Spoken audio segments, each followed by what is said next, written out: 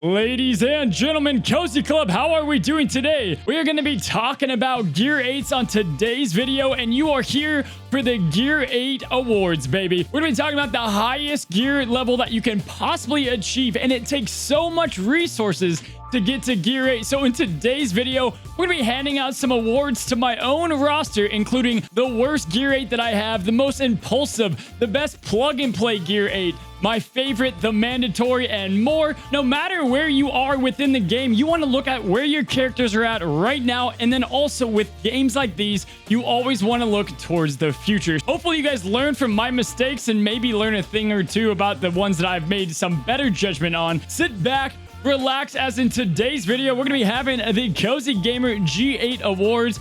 Get ready, let's go ahead and jump into today's video.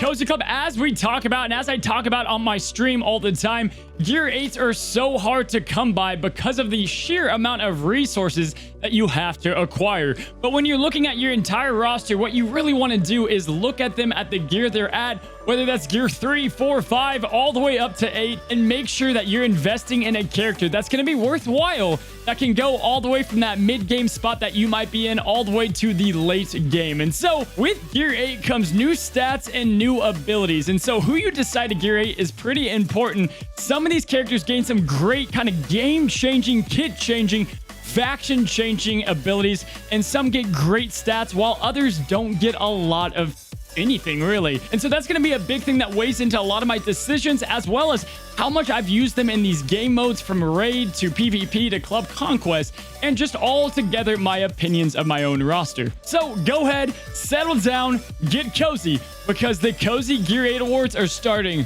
right now. Look, Cozy Club, this game is constantly changing, and sometimes decisions that you make don't last long, and that is going to be this award for the most outdated Gear 8 award. And the winner of the most outdated Gear 8 goes to King Triton.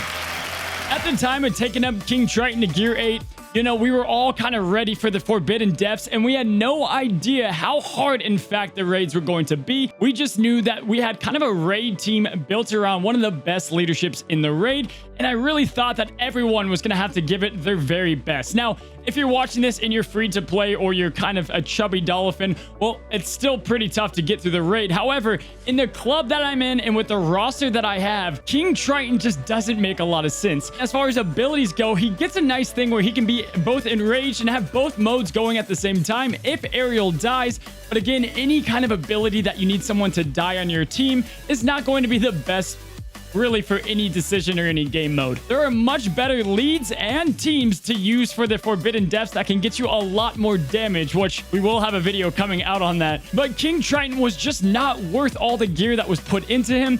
On top of that, not great in PvP. He's okay in Club Conquest, and just overall doesn't make a lot of sense. And so I would say the most outdated award is going to go to King Triton, mainly for just the difficulty of the raid scaling in the downward direction.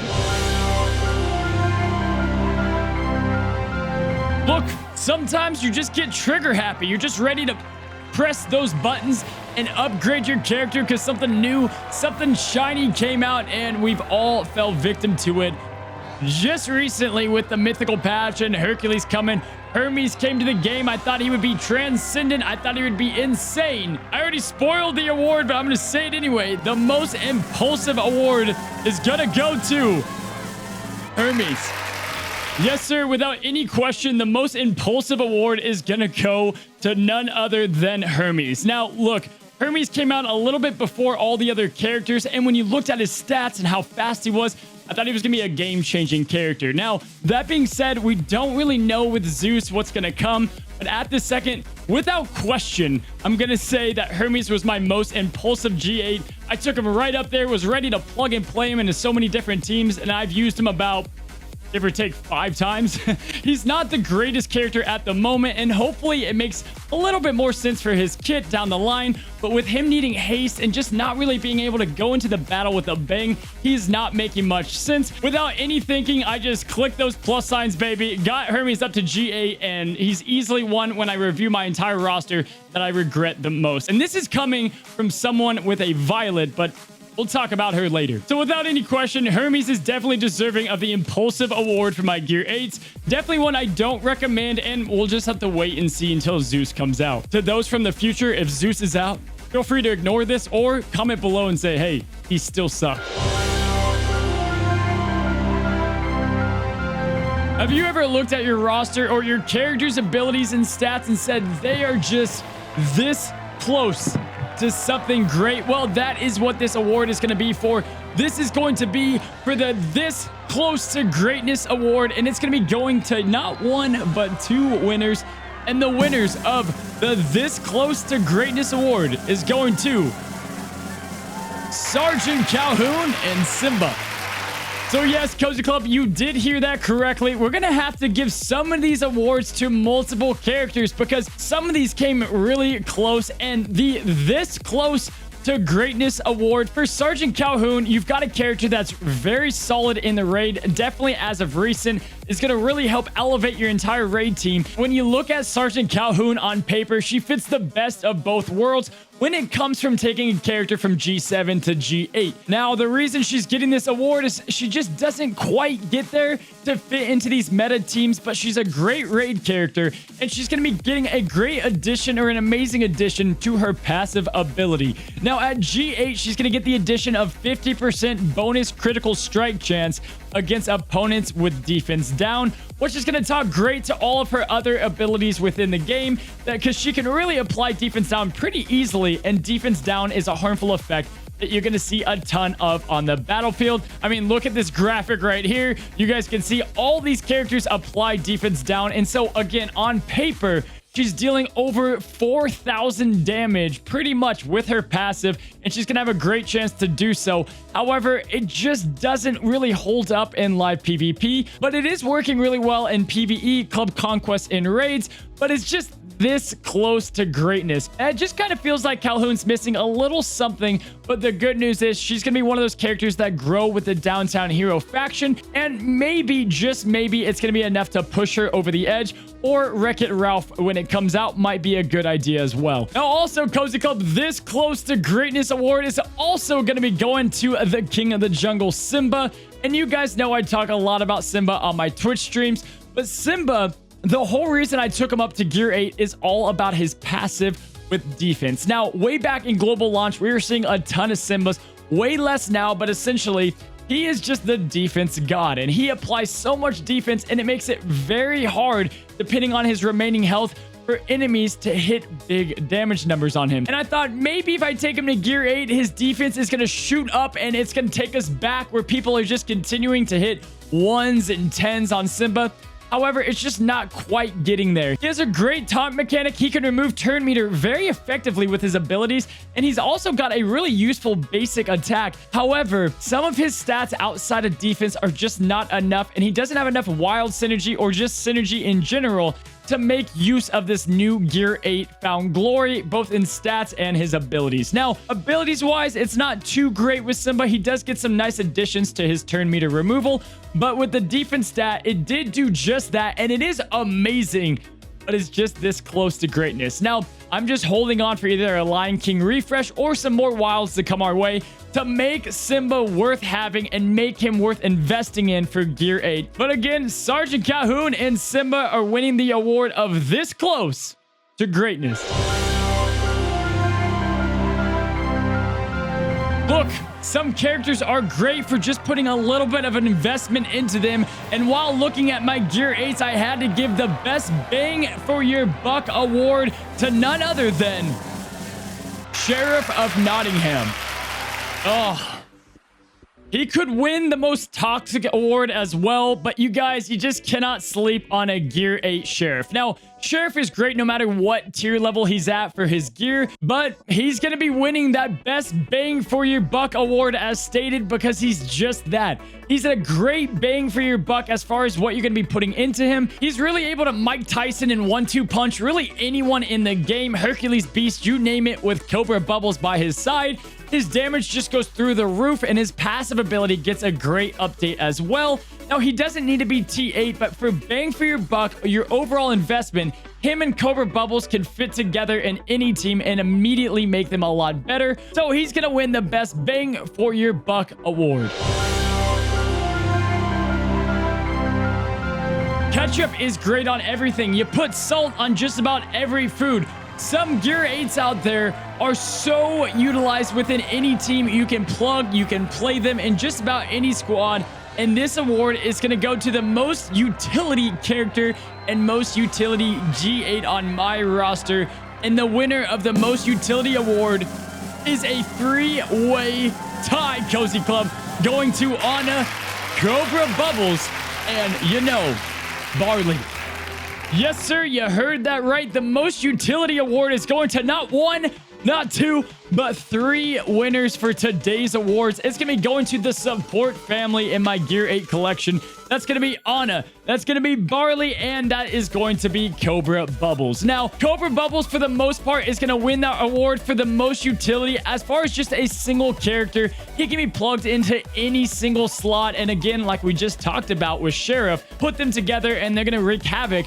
But Bubbles by himself will immediately make any team better. The raid is going to be easier with the G8 Bubbles, and everything he can do provides so much support for your team. Now, you guys notice other supports won this award because Barley and Anna do things a little bit differently, but they can both superpower your team up very effectively. Now, I do like Barley at G8. You're not going to be using a lot of those stats that he gets, but the extra speed and also his Gear 8 ability upgrades are very clutch for what he does overall, guaranteeing a little bit more of a chance for that critical damage up and just everything that he does overall. Now, if you do love Frozen, I love my Gear 8 Anna because A, she can slot into literally any team, no question about it. But if you have Elsa and she's on the other side of the battlefield, she is still going to get that magic increase or those cooldowns decreased by Anna on Some Things Never Change. She can also rain the skies with the turn meter decrease from all of her other abilities, cause people to assist, fits in very well, and all these supports, Cobra Bubbles, Anna, and Barley,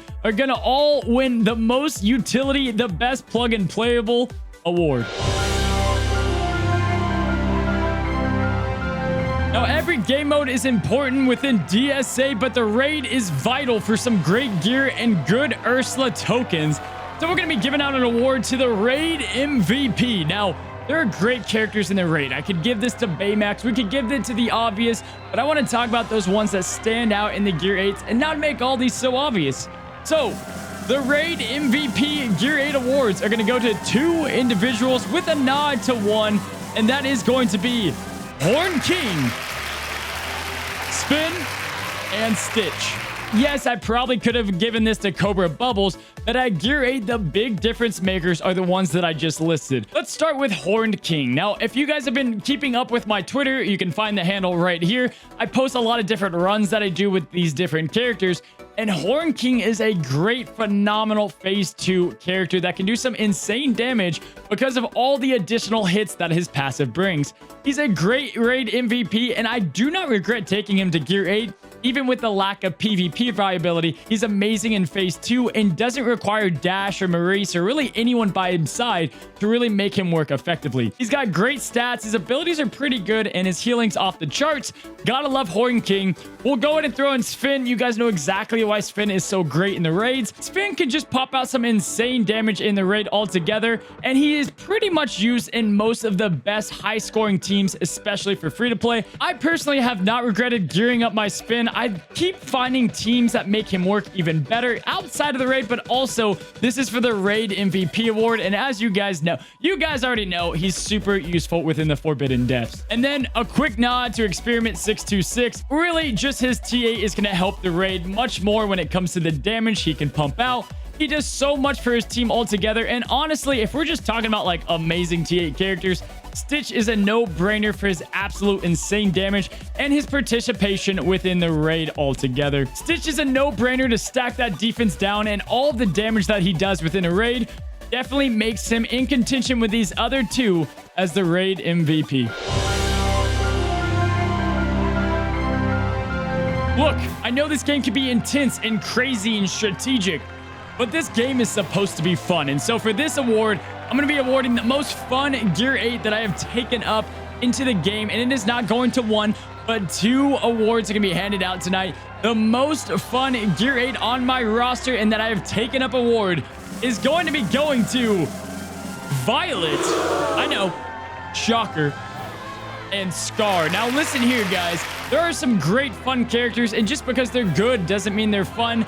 I mean, they're fun and they're good. I'm mixing it all up, but just overall, the winners of the most fun award are going to Violet and Scar. Scar is going to be a character at Gear 8 that I don't regret whatsoever. His tactics and all the passive that he can do is a ton of fun, both within the raid and live PvP. There's been glitches with this, but when it has been working in its full degree, he's easily one of the most fun characters to see just completely take down his opponents.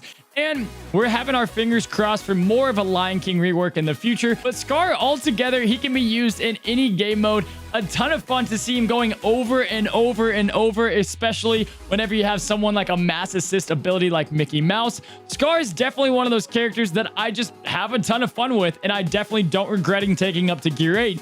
And with that is going to be Violet. Now, if you don't know the story about Violet, I kind of mispressed a button and accidentally gave her one of my Gear 8 pieces, and so I was stuck with her. But looking at the glass half full, I've had a ton of fun with her, and she really elevates Dash and all the Incredibles around her up to a whole new level. Now, is she meta? No, but her shields are insane, and what she can do with Dash is an absolute delight.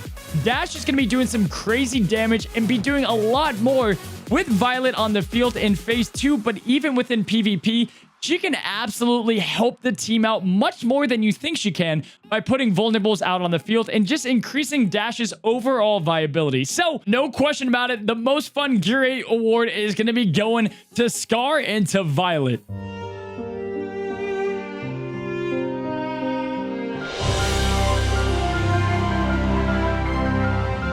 Look, sometimes you just don't have a choice, ladies and gentlemen, and that is going to be tonight's award, the mandatory award. This award is going to be going to a character that you have to take up. You have no choice but to take this character up to G8. And that award is going to one, and we're going to give a sub award to one other character. You guys guessed it. No shocker here. The mandatory award, I don't even need this thing, is going to go to Hiro Hamada and a sub bonus for Mickey Mouse. Now, Hiro Hamada, of course, is going to win the mandatory Gear 8 award. He's a character that his leadership ability skyrockets to just a ridiculous level altogether when you take him up to Gear 8. And I've asked this on my Twitch stream, so I'll ask it to you guys. Comment down below. Do you think Hiro Hamada's lead should get nerfed? And this is probably a topic for another video, but I want to hear your thoughts because there's no good way to go about it. We have all invested in Hiro Hamada at this point. So do they give us stuff back and kind of tone it down?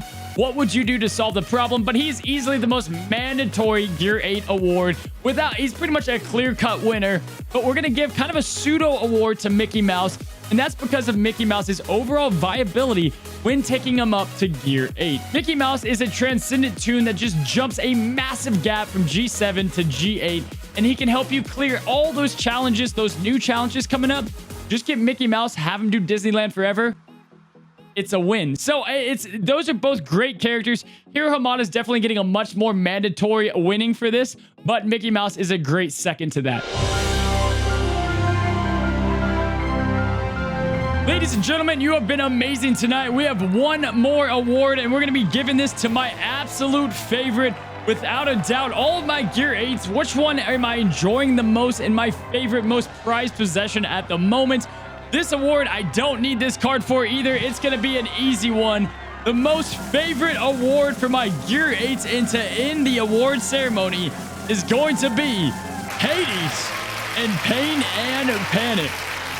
I want to thank you guys for allowing me to be your host and announcing these awards today. Hopefully you guys enjoyed these videos and want to see more award videos in the future. Cozy, take it away. Without a doubt, this has kind of restored my fun in live PvP with the villains. I have not had more fun than taking these guys up to Gear 8 with all the synergy that they have with the other villains. Now, Dr. F, Yokai, even Demona and Syndrome have been all brought up to Gear 8 because of what Pain and Panic and Hades have brought. In fact, I've started a new free-to-play account and I'm going to go after them just like I did here because of all the viability that they bring, the fun they bring, and they can just really overwhelm the opponent by making bad decisions. So I had to give my favorite award to the devil and his minions.